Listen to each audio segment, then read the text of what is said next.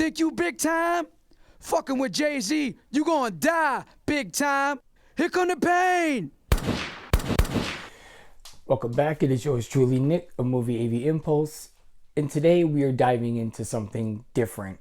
Now, I know a lot of hip-hop heads are definitely 100% gonna disagree with me when it comes to something like who is the best rapper, who is the GOAT, who is the smarter businessman. I mean, hip-hop spreads throughout such a huge array of different side ventures that these rappers dive into, but to me, and I don't care what anybody says or what you say in the comments, my biggest complaint in the hip-hop game is where we let this hip-hop game come to. I remember there were times where if you did not have the lyrics, you just were not gonna survive. When I was 15 years old, when Reasonable Doubt first hit the shelves, I remember I couldn't even buy it. And you want to hear a true story? I had to get a crackhead to go into Strawberries. Yes, Strawberries, a store that no longer exists. But I had to pay him to go in and get me Reasonable Doubt. And that very first tape I got just was mind-blowing. I listened to hip-hop music, but I didn't listen to hip-hop music. Message!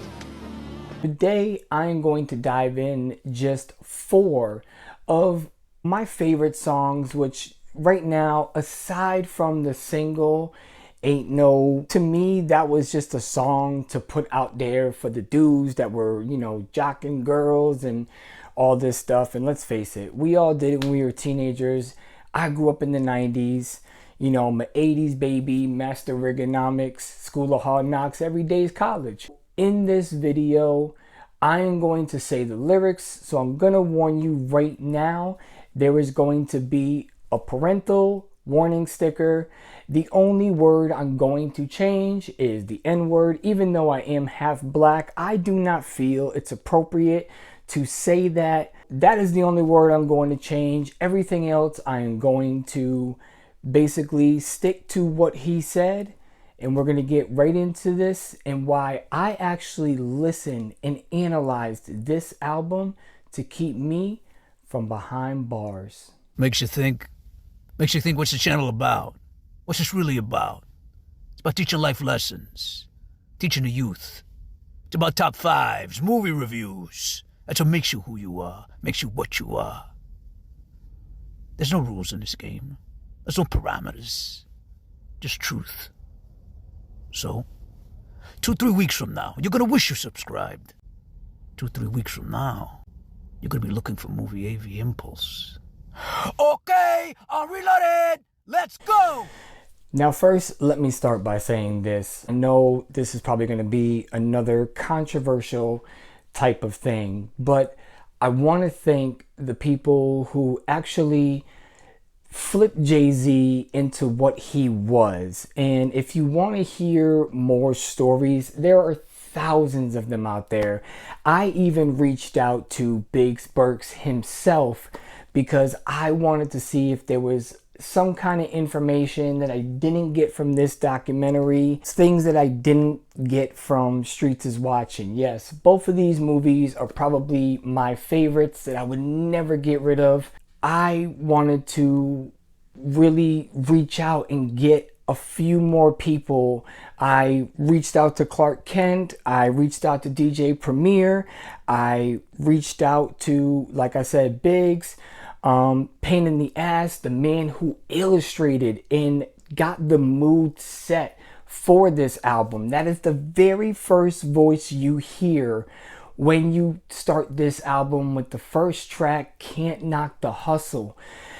And it's funny because I never knew what he looked like until I saw Streets is Watching. And it's just so funny because he's moved on to do things for a lot of people, including Benny the Butcher and other rappers that I can't even name because there's so many. But Biggs, Dame Dash, Clark Kent, these are people that knew who Jay was and the potential that he had. and no record label would sign him. I know this is not an unknown thing. It's been around in the industry for years. Like I said in the beginning, I just listened to hip hop music, but there was something about Jay's voice and his presence and the whole scene of the mafioso lifestyle that I thought I was getting out of this album. And then I realized that this album actually had life lessons. And when I was a teenager, I was diving into things like this. I made a life lessons about it. I was so close to being a dope boy because I wanted more money. I wanted the Lexus, you know, the GS 300 that was in Dead President's video, because everybody wanted money like Cosby. Who wouldn't? It's this type of talk that makes me think you really ain't got the pudding.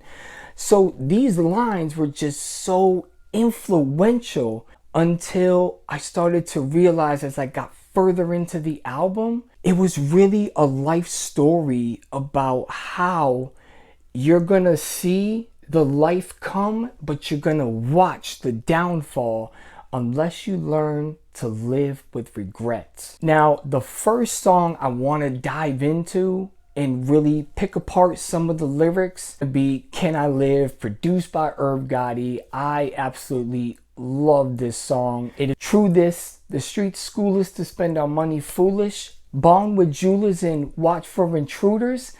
I stepped it up another level, meditated like a Buddhist, recruited lieutenants with ludicrous dreams of getting cream, let's do this. So right there, when I started doing what I was doing before I had that dream of stepping up to a dope boy, I knew I had to have a team behind me. And luckily I found my best friend that I'm still friends with, 20 something years later. And we did dirt together because we were both tired of wearing bootleg stuff. And I, told him, we need to get a team behind us. We need to have people that are gonna be, just ready to go down. The whole dreams of getting cream, let's do this. To me, that line was just so important. You have to understand that if you're not feeding your team, then things aren't going to work out, especially when it comes down to what your team may turn on you. But back then, we all had this loyalty code that no matter what, there was no ratting. If somebody got caught, you got caught, we will take care of you, but there was no ratting. 6ix9ine thoughts didn't exist in this time. And like I said, it gets tedious is what he says in the line, so I keep one eye open like CBS. You see the stress, right? And I knew that at that time, I had to not only quote unquote trust the people, but also keep that one part in mind that I can't trust everybody. So after picking apart these lines, like I said, I knew I had to have a strong team and I had to live too. Now the second song being my favorite song on the entire album. I know this is going to be crazy, but this is my favorite song, and that's going to be Feeling It. And one jewel that I took away from that song, especially with starting a street team and having runners and making sure everybody stayed in line. We paid a price, circle of success. Hey, turn my mic up. I'm about to hit these brothers with some shit that'll light your life up. If every brother in your clique is rich, your clique is rugged. Nobody will fall because everyone would beat each other's crutches. I hope you fools choose to listen. I drop jewels, bust it. These are the rules I follow in my life. You gotta love it. Right there, again, I knew if I was going to start this, I had to have a strong team behind me and keep feeding them, but make sure it's enough for them to stay happy. And to be honest, most of the runners that me and my friend had, they just wanted extra, bud to smoke, and that was it. So the payment was easy. As long as you brought back my money, I wouldn't have to sing friend or foe to you. So it was just one of those things because I had goons too. So, like I said, you got to keep everybody in your team fed.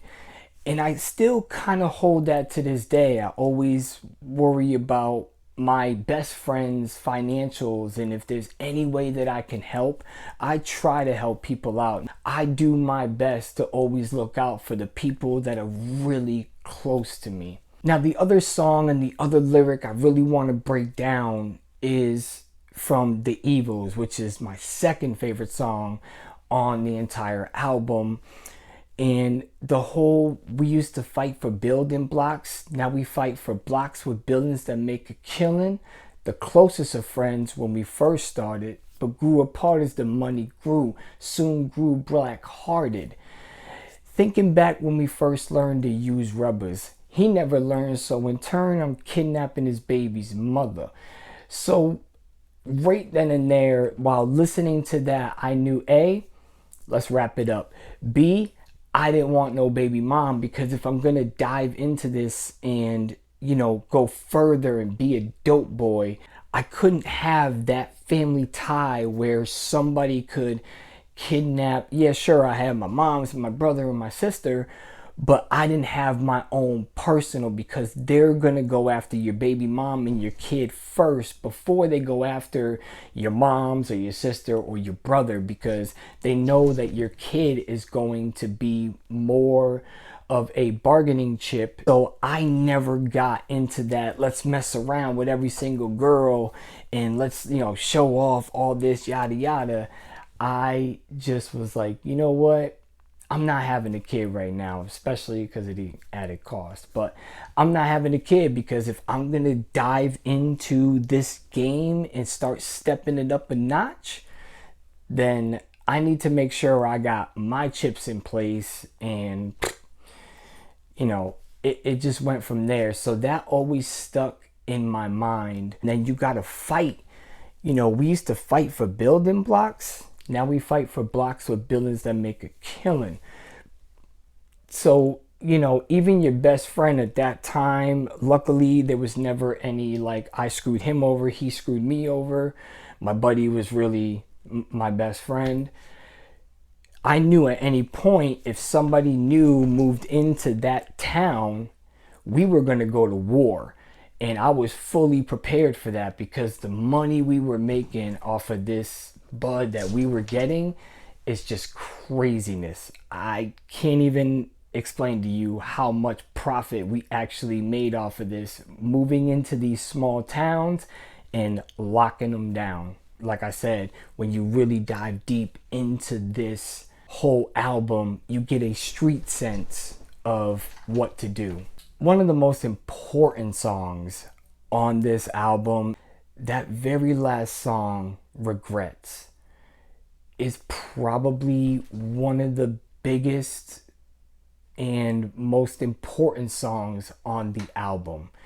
And the reason why that being is, when you start diving into that lifestyle, you are going to hurt your family regardless of how you look at it. Yes, you're bringing in money to keep from the eviction notices coming, but you're also, quote unquote, bringing stuff into the house that you're not supposed to have. The one thing is that you got to learn to live with that regret, because while I wasn't a D-boy, and to me, Bud never hurt anybody, people got high, hungry, and went to sleep.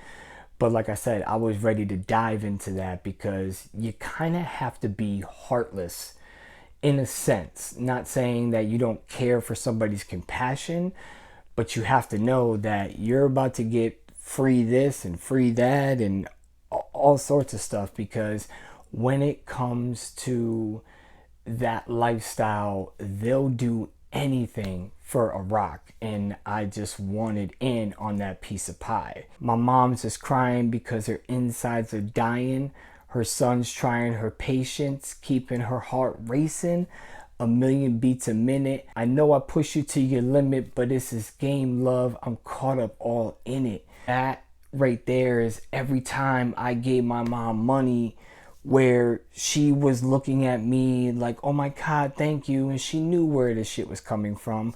But yet and still, when I didn't have to give her any money and she was good at that particular time, I was looked at as this, oh, look at you, the black sheep of the family. You're never going to amount to nothing. I mean, these are things I heard from my own family, that I was never going to be the one to amount to nothing. For the most part, I just used to look at my mom and being like, wow, what a two-sided sword. You know, one minute you love me because, oh, I can't pay this bill. Here, mom, you know, take that. And, you know, oh, I can't get school clothes for your brother or your sister. No. All right, mom, take that. But then we go to these family functions and I'm pulling up sitting on 20s and, you know, I'm getting the whole, oh, look at this guy. Oh, why don't you be like your brother? He went to college and no.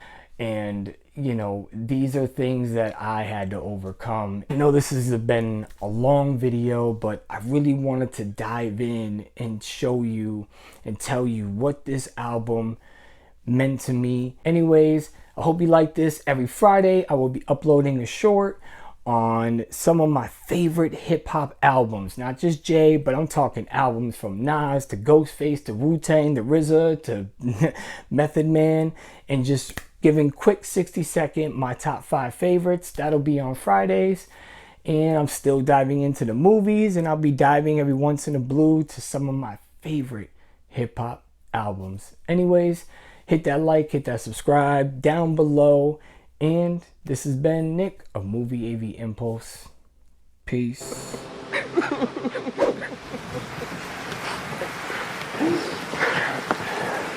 Thank you.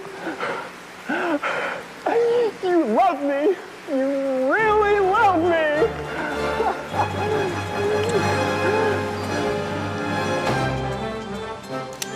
You're not going anywhere.